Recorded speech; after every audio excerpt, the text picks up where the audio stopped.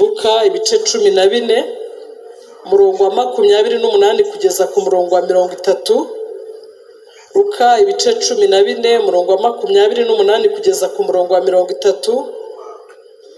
Ku rupapuro rwa 79 mu isezerano rishya haranditse ngo ninde muri mwe ushaka kubaka inzu y'amatafari ndende utabanza kwicara akabara umubare w'impiya zayubaka ngo amenye yuko afite izikwiriye kuyuzuza kugira ngo ahari ataba amaze gushyiraho urufatiro akananirirwaho atayujuje, maze ababireba bose bagatangira kumuseka bati uyu yatangiye kubaka inzu ariko ntiyabasha kuyuzuza.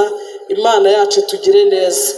Wenda narebye muri Bibiliya ijambo ry'Imana mu Kinyarwanda wenda cyumvikana kugira ngo bose bacyumve. Haravuga ngo mbese ninde wo muri mwe washaka kubaka inzu y'igorofa ntabanze kwicara ngo abare amafaranga azayitangaho kugira ngo amenye niba afite azayuzuza, ngo bitabaye ibyo aramutse ashyizeho urufatiro akananirwa kuyuzuza, ababibona bose bamuha urw'amenyo bati dore umuntu watangiye kubaka none ananiwe kuzuza. Imana yacu tugire neza. N'iri jambo tugiye kuganiriramo ririmo amagambo birakomeye y'ingenzi. Hari ahantu bavuze ngo intangiriro, bavuga n'iherezo. Intangiriro n'iherezo ni ibintu bifite extreme ebyiri, kimwe gitangirira iriya ikindi kikazasoreza kure, ntago byose biri hamwe. Intangiriro ni ugutangira, none iherezo ni ugusoza, ni hahandi washoje wageze ahantu kure. Mbitekereza nyine numvise ari ibintu bihabanye cyane, hari ugutangira hakabamo no gusoza, hari intangiriro hakabaho n'iherezo. Imana ishimwe. Hanyuma uko nabyumvaga nuko kimwe gifite imbaraga zikomeye ku kindi, kuko watangiye neza nasoza neza. Imana ishimwe. Uko watangiye ikintu bidetermina cyangwa se bisobanura uburyo uzagisoza. Iyo watangiye neza usoza neza, kuko intangiriro nziza nitangirana n'ishusho y'uko iherezo rizaba rimeze. Hari ukuntu mu iterambere aho njya nkora bajya bavuga ngo ni to start with an end in mind, ni ugutangira ariko mu mutwe urimo utekereza ku iherezo, kuko birakumotiva, bigutera imbaraga. Gutangira wumva imbere yawe hari ahantu urimo ugana, urimo utekereza ku iherezo, bijya biguha imbaraga zo kutananirwa.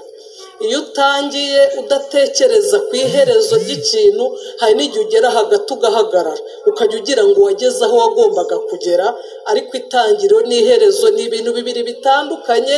Kimwe kiriri ikindi kikaba hariya, ni n'imirongo idahura ariko kimwe cy'influence ikindi. Imana yacu tugire neza. Hari isomo tujya twigisha abantu, nabitinzeho nahereye aho, bajyaga batwigisha bita ngo ni ukubaka intumbero cyangwa se vision building cyangwa se kubaka icyerekezo. Noneho bakavuga ngo icyo kintu bita ngo ni ukubaka intumbero, ndi kwinginga Imana mu ntego y'ijambo, ndumva turi buze gutekereza cyane ku iherezo ry'urugendo rwacu. Nubwo mwumva nahereye ku matafari, nahereye kububaka ngo intangiriro y'ikintu, ariko ndimo ndatumbira cyane ku kintu bita iherezo ry'umukristo cyangwa se iherezo ry'urugendo rwe, cyangwa se uko uzasoza iby'ubugingo, uko uzabisoza niba koko warabitangiye neza. Imana ishimwe. Hari nabo ntekereza ko uyu munsi baza gutangiranya nanjye urugendo rujya mu ijuru. Ntabwo nshobora guhagarara hano kuri podium ngo nze kuhava nta bantu bakiriye agakiza. Oya, hari abantu uyu munsi Imana iri bugirire neza bakira agakiza, aribyo baza kumarika ahantu point de repère, ahantu bitangirira bita ngo n'itangiriro, hahandi umuntu azajya arimba ngo iri n'itangiriro ry'umunezero wanjye, aha niho umutwaro wamvuye ku mugongo. Uyu munsi hari abantu bari bubitangire babyandike bavuge ngo sinzibagirwa umunsi nakizwaga ubwo Yesu yinjiraga muri jyewe, sinzibagirwa igihe nakizwaga. Ibyo nibyo nge n'isi itangiriro ry'umukristo arimo yerekeza ahantu ku iherezo turi buze kuvugana. Imana ishimwe. Reka ngaruke kuri iryo somo ryanjye bavuga ngo ni ukubaka intumbero. Muri iryo somo nyine bagusaba gushushanya ahantu uri n'ubuzima ubayemo, none bakanakubwira ngo erekana ahantu wumva ushaka kuzaba uri nko muri 2030 cyangwa se na 50. None umuntu akaba afite aho ahereye akerekana n'aho ajya, ariko ikintu gikuru kibamo nuko bamubwira ngo tubwire n'icyo uzakora ngo uhagere, kuko ntabwo wicarira gutya gusa ngo nyine ngo ufite inzozi, ngo ufite intumbero, none uzabyuka rimwe wikubise muri za nzozi zawe. Noneho rero n'umugenzi ujya mu ijuru, hari ahantu twahagurutse ariho njye nita ngo iri ni itangiriro, hakaba hari n'ahantu turimo kwerekera. Imana ishimwe, hari ahantu turimo kwerekera, niyo mpamvu bajya bavuga ngo turi mu rugendo rujya mu ijuru. Imana ishimwe. Izo nzozi rero niyo usinziriye urazirota ukajya uvuga uti hari ahantu ndimo nerekera, hari ahantu ngana, hari ahantu ndimo nerekera. Imana yacu itugire neza. Ubwo rero navugaga ngo kuva mu ntangiriro ikintu gikomeye ni uko kugira ngo uve ku ntangiriro ugere no ku iherezo harimo ibintu byinshi, harimo amateka menshi, harimo ibintu bikomeye cyane, harimo kurwara, harimo gupfusha, harimo gusuzugurwa, harimo kugeragezwa. Muri ibyo yaravuze ngo nyura mu misozi, ngo nyura mu mataba, ngo hose ngo niko harushya umutima, ngo njye saba Uwiteka ngo kugira ngo afashe, ngo Uwiteka nawe ntabwo atinda kunsubiza. Hagati y'intangiriro n'iherezo harimo amateka akomeye, ariko turashima Yesu wagendanye natwe kandi ugikomeje kugendana natwe. Hari indirimbo igifashe ivuga ngo abo twavuganye, ngo abo dufitanye isezerano, ngo nimuhumure ntabwo muzagwa mu nzira. Hagati y'intangiriro n'iherezo harimo amateka akomeye cyane, tuzajya tugenda tuyavugaho gakeya, tuvuge ngo Uwiteka yagendanye natwe. Imana ishimwe. Aleluya. Harimo urugendo rurerure hagati yo gutangira no gusoza, ariko ntabwo tuzananirwa tutagezeyo. Imana ishimwe. Aha twasomye inkuru y'umuntu ngo urimo ushaka kubaka, none bakabaza ngo mbese umuntu yatangira agapfa kubaka atarabitekereje? Bisaba ko ngo yicara agakora devi, abo none bakora n'ibishushanyo, yarangiza yamara kubishyira ku murongo akavuga ati noneho ngiye kubaka. Ahubwo ubu noneho usaba n'uburenganzira, autorisation de bâtir, ugasaba uburenganzira bwo kubaka, bakavuga bati koko ibintu birakwiriye. Noneho rero no muri iri tangiriro n'iherezo naho bijya bisaba ko umuntu abanza kubitekerezaho. Iyo umuntu atabitekerejeho akaba atazi cost, atazi icyo bisaba, akenshi yageze mu nzira yibwira ko ari nka bya bintu byo kwikinira bimwe bisanzwe, ariko twaratangiye, ariko tugomba no kugera ku iherezo mu izina rya Yesu. Imana ishimwe. Twafashe niba ari iminsi 3 tubanza kwiyiriza turi ku ishuri, umunsi wa nyuma tuza mu rusengero. Tuhageze Imana ihakora ibintu bikomeye. Imana yacu irakora, kandi Imana yabanye n'abasogokuruzana n'uyu munsi iracyakora. Bene data, urufatiro rukomeye rw'Uwiteka ruracyahagaze. Reka njye mbibabwira, rwanditsweho ngo Uwiteka azabe, kandi umuntu uvuga izina ry'Uwiteka ave mu bidatunganye. Itorero riracyari mu isi. Hari igihe cyageze Eliya akajya avuga ngo abahanuzi bose bapfuye, ngo ubu ndeba ngo nijye jyenyine. Reka baramubwira bati hariho abandi bantu Imana yibikiye bayubaha. Imana ishimwe. Abo bantu no muri iri teraniro barahari, kandi n'ahandi barahari. Bitabaye ibyo umurimo Kristo yakoze ku musaraba warabaye imfabusa. Ntabwo umurimo Kristo yakoze wo gucungura itorero wigeze uba imfabusa. Abera b'Imana barahari, kandi n'urugendo bararukomeje. Imana ishimwe. Turahageze rero, turasenze ngiye kubona mbona abana bafashwe n'umwuka wera. Abana barahanura we, abana baravuga. Ngewe uwo munsi ntabwo nabatijwe mu mwuka wera, niyo mateka yanjye shaka kubabwira.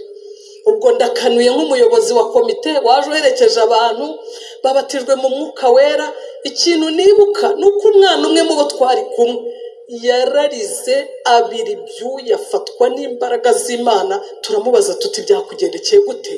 Aratubwira ngo nabonaga igihugu cyuzuye amaraso. Yari umwana muto. Aratubwira ati nabonye amaraso ntigeze mbona kuva mbayeho, ati mbona amaraso arimo atemba mu gihugu. Kumbi Imana yari yaduhamagaye ngo twambike imbaraga zizadutambutsa mu bihe bikomeye. Urumva amasengesho, twumva hari amasengesho y'imbaraga Imana yari bivuze. Nuko twari abana. Use ubu aha umuntu utarigeze ubona amaraso atemba yatekereza ko amaraso yatemba mu gihugu? Ntawe wari bubitekereze. Ariko Imana irabihishura. Nyine turasenga. Ngewe rero uwo munsi sinabatizwa mu mwuka wera, sibwo nanze gutaha, sibwo abadiyakoni baje kundeba ndabwa ni ntabwo mfaha. Imana itambatije mu mwuka wera ndarira ntisimbyemera. Ni gute naje nzanye abandi bakabatizwa mu mwuka wera ngiye nkaba ntahiyaho ntisimbyemera. Ntaha abandi bana barataherega abadiyakoni byabasabye imbaraga zikomeye kunyumvisha ko nkwiriye gutaha nkajya gutegereza umwuka wera, kandi yageze aho araza. Imana ishimwe. Noneho rero sinibuka umudiyakoni wanyegera, ariko yarambwira tumva rero wa mwana we tukubwira ikintu kigiye gutuma utaha. Ubwo barambwiye bati buriya mukristo ageze ku musaraba ngo yahahuriye n'abagabo batatu, nicyo cyatumye ntaha cyonyine. Barambwiye ngo mukristo ageze ku musaraba ngo haje abagabo batatu, ngo haje uwa mbere ngo arabanza mwambura ubushwambagara, ngo uwa kabiri araza mwambika umwenda wera, ngo undi waje niwe wamushyizeho ikimenyetso amuhereza n'umuzingo. Arambwira ngo abo bantu baha umwanya bakora imirimo mu buzima bwawe, ngo wasanga ngo ukirimo kukwambura akikwambura, harimo n'urimo arakwambika, noneho uwa gatatu nawe azaza. Ndavuga ngo reka ngende nitonze, buriya barimo barakora imirimo mu buzima bwanjye, umwuka wera ari buze kuza. Umunsi umwe rero nishimye nyine ndimo senga nafashijwe, numva imbaraga z'Imana ziraje, numva ururimi ruraje, ndavuga Imana ishimwe, bya bintu birabaye, Imana nihabwa icyubahiro. Rero urumva hano hantu mafite amateka akomeye, kandi Imana izabaha iherezo ryiza. Imana ishimwe. Twavugaga ikintu bita intangiriro n'iherezo. Gutangira utumbira iherezo bituma udatakaza icyerekezo cy'urugendo.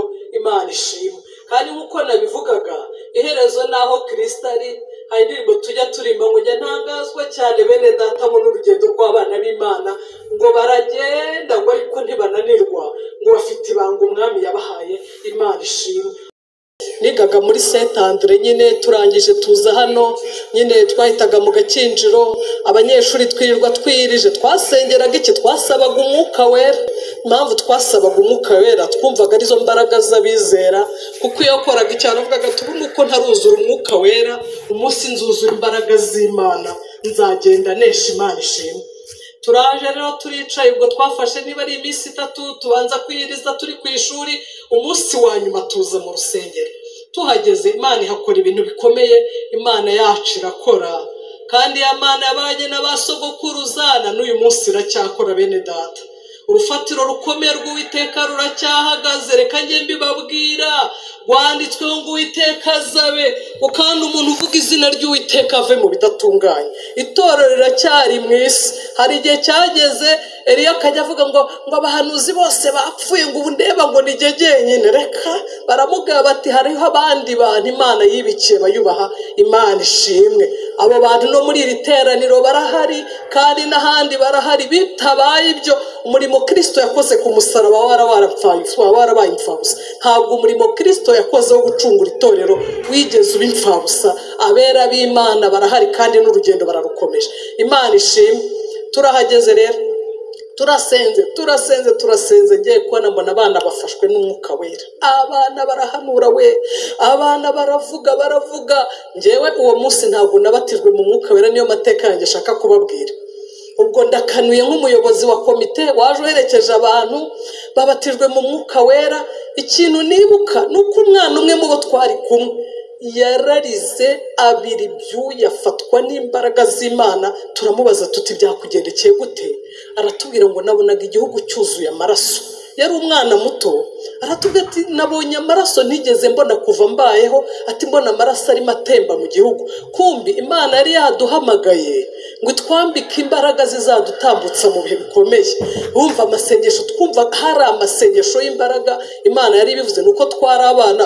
Use ubu umuntu utarigeze ubona amaraso atemba yatekereza ko amaraso yatemba mu gihugu? Ntawe ari bubitekereze. Ariko Imana irabihishura nyine. Turasenga.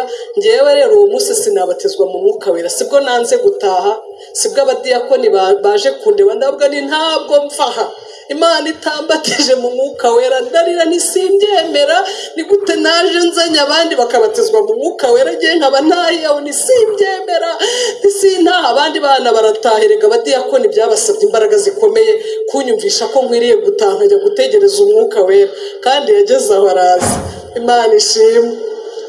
Noneho rero sinibuka umudiyakoni wanyegera, ariko yarambwira tumva rero wa mwana we tukubwira ikintu kigiye gutuma utaha.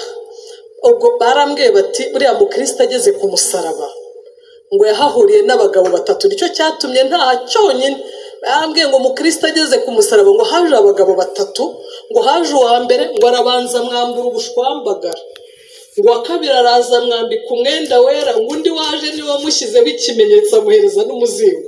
Arambwira ngo abo bantu baha umwanya bakora imirimo mu buzima bwawe, ngo wasanga ngo ukirimo kukwambura akikwambura, harimo n'urimo arakwambika, noneho uwa gatatu nawe azaza. Ndavuga ngo reka ngende nitonze, buriya barimo barakora imirimo mu buzima bwanjye, umwuka wera ari buze kuza. Nuko umunsi umwe rero nishimye nyine ndimo senga nafashijwe, numva imbaraga z'Imana ziraje, numva ururimi ruraje, ndavuga nti Imana ishimwe, bya bintu birabaye, Imana nihabwa icyubahiro. Rero urumva hano hantu mafite amateka akomeye, kandi Imana izabaha iherezo ryiza, Imana ishimwe. Twavugaga ikintu bita intangiriro n'iherezo. Gutangira utumbira iherezo bituma udatakaza icyerekezo cy'urugendo, Imana ishimwe. Kandi nk'uko nabivugaga, iherezo naho Kristo ari. Hari indirimbo tujya turimba ngo njya ntangazwa cyane bene data ngo n'urugendo rw'abana b'Imana, ngo baragenda ngo ariko ntibananirwa, ngo bafite ibanga umwami yabahaye, Imana ishimwe. Nabitekerejeho ntekereza irandira ijambo ry'Imana rivuga ngo naho twebweho ni iwacu ni mu ijuru, Imana ishimwe. Ngo niho dutegereje umukiza ko azava, ni mu ijuru. Twaratangiye nubwo dutuye mu isi. Umurimbyi aravuga ngo nubwo tuhatuye, nubwo tubabazwa, nubwo dusangira ibishyimbo bakabona turwara nkabo, ariko iherezo ry'abantu b'Imana turimo turagana mu rurembo Siyoni, Imana ishimwe. Kandi ntabwo tuzananirwa tutagezeyo, iyo niyo destination. Ubundi iyo umuntu afashe urugendo wenda nk'urwo mu ndege bagenda baguha amatike, uri bugende uhagarara aha bakaguha n'indi tike, ariko hakabaho na final destination, ahantu uri buviremo bwa nyuma. Rero uramenya utazaviramo muri Kenya, kandi twerekezaga mu rurembo, Imana ishimwe. Nubwo navuze ngo harimo ibintu byinshi hagati yo gutangira no gusoza, ariko Imana izabana natwe. Muri ibyo jya avuga ngo Mana nk'uko wafashaga abasogokuruza, ngo niko natwe uzabana natwe. Akavuga ngo tugufite ntabwo twifuza undi murengezi, Imana ishimwe. Ariko aho hantu hagati ndumva dukeneye no gusenga, Imana itwambika imbaraga. Dufite bene wacu na bene data bose bagiye basoza urugendo tubireba. Hari ijambo hano nasomye, dufite igicu cy'abahamya benshi bashoje neza, bivuga ko bishoboka. Usoza neza se ntibishoboka? Haleluya, haleluya!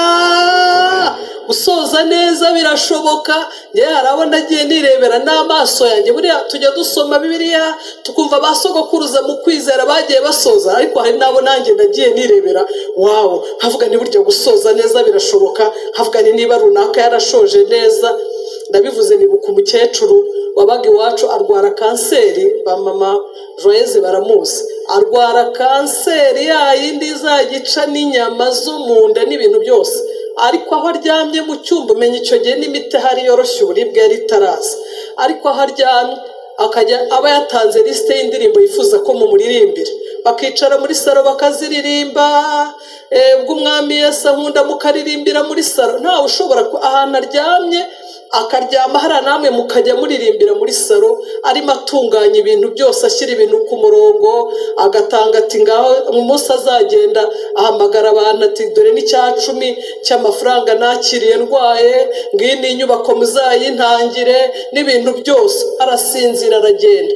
Hari abo twagiye tubona bagiye basinzira neza bakagenda, yenda uwo ni n'uwarwaye. Hariho n'abandi dufite mu mitwe yacu ukajya uvuga uti koko.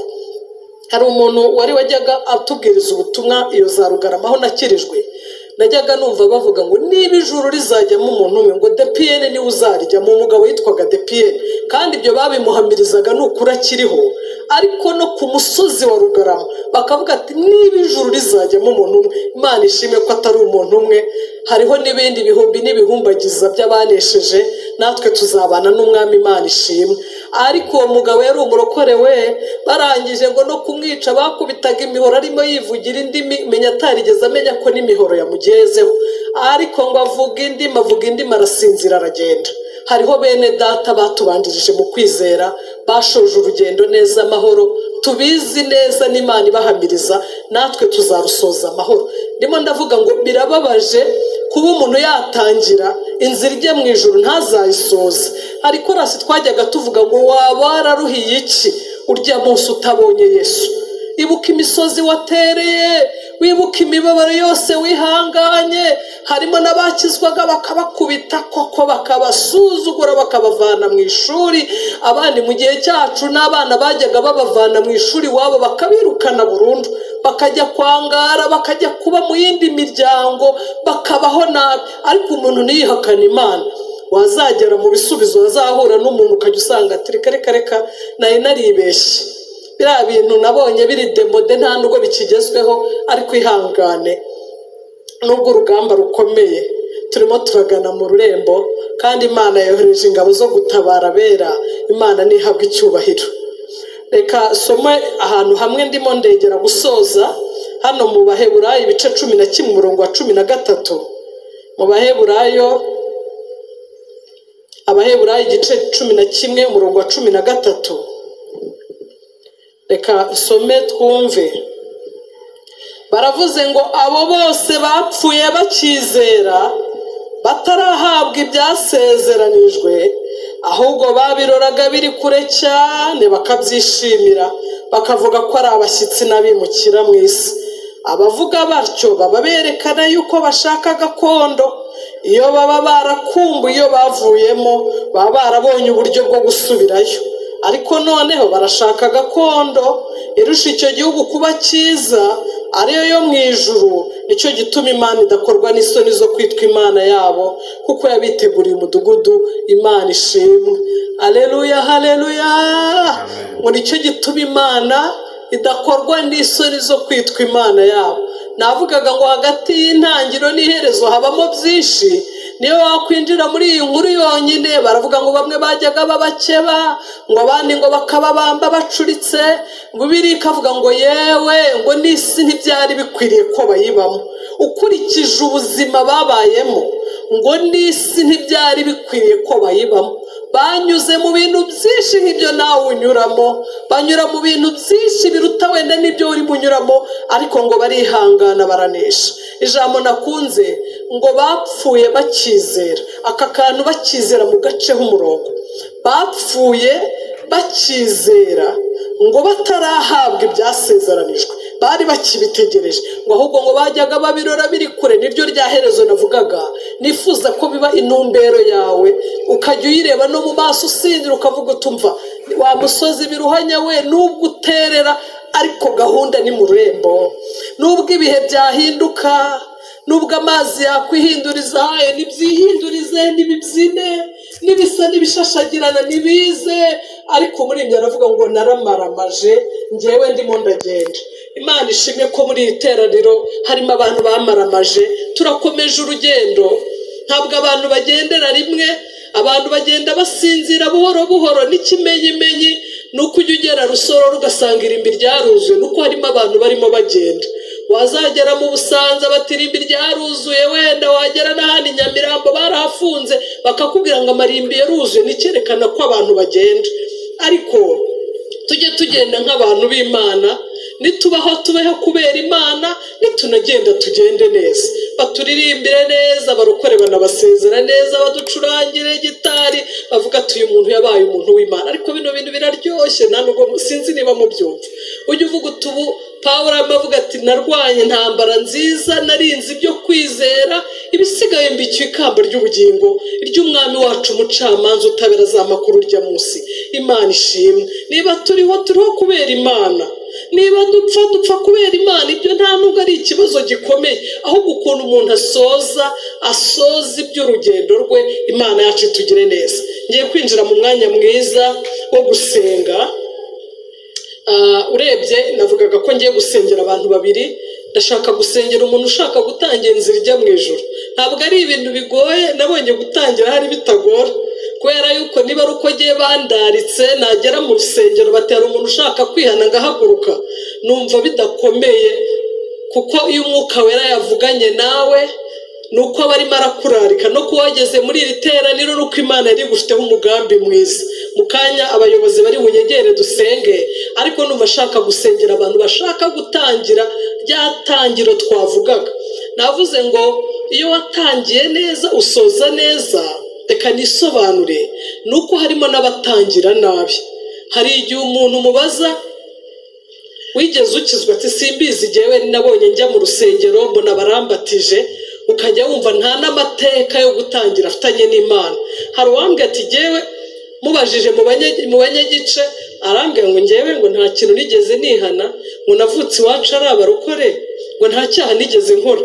Ejo bundi ndimo ndabaza umuntu ugiye kubatizwa arambwira ati ubu ndeba njyewe nta cyaha nigeze nkora, kandi ni mukuru afite imyaka 18.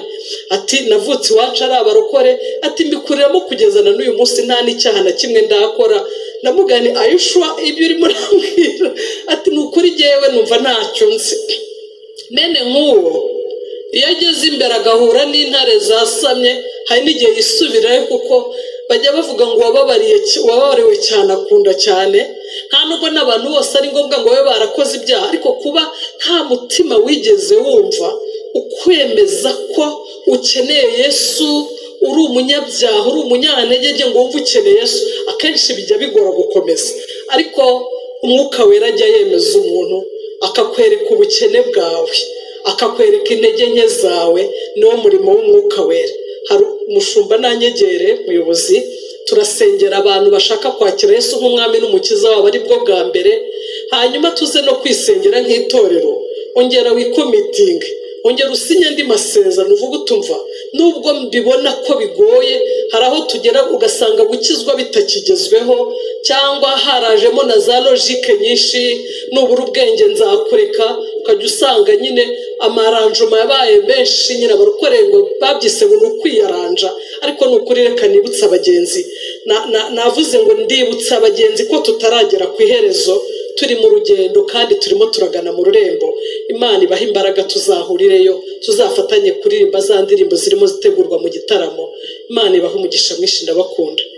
Reka dusenge Imana kandi rambura ikiganza ushaka kwakira Yesu nk'umukiza wawe.